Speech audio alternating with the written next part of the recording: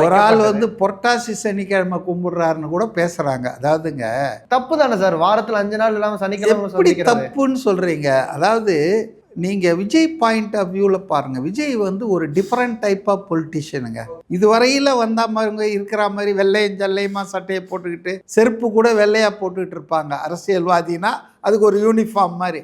அந்த மாதிரி இல்லாமல் பேண்ட் போட்டுக்கிட்டு, அதாவது அவர் ஒரு டிஃப்ரெண்ட் டைப் ஆஃப் பொலிட்டீஷியன்றதை எல்லாத்துலேயும் காட்டுறாரு. நடை, உடை, பாவனை, பேச்சு, நீட்டி முழக்கி 1 மணி நேரம் பேசுவாங்க. வைகோவை விட்டா, சீமானை விட்டா 1.5 மணி நேரம் பேசுவார். எதிர்க்க இருக்கிறவன் என்ன நிலையில் இருக்கான்லாம் கிடையாது, இவங்களுக்கு தெரிஞ்சதெல்லாம் பேசுவாங்க. அப்படிலாம் இல்லாமல் 10 நிமிஷம் 20 நிமிஷம் போதும். வெளிநாடுகள்லாம் 15 நிமிஷத்துக்கு மேலே யாருமே பேசுறதில்ல.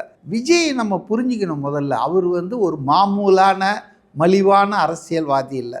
அவர் வந்து அரசியலுக்கு வந்திருக்கிறது தமிழ்நாட்டு மக்களுக்கு ஏதாவது நல்லது செய்யணும் அப்படின்றதுக்காக தான். அப்போ இப்போ இருக்கிறவங்க நல்லது செய்யலையானா, நல்லது செய்யலைன்னு யாரும் சொல்ல போதலை.